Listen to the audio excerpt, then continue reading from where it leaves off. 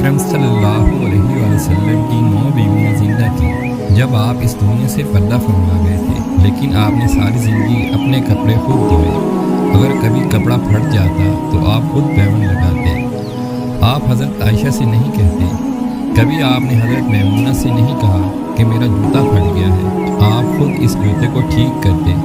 ہمارے پیارے نبی خود اپنے گھر میں جھاڑو لگاتے تھے۔ ہمارے پیارے نبی نے ہمیں 11 گھروں سے زندگی گزارنے کا سلیقہ بتایا ہے۔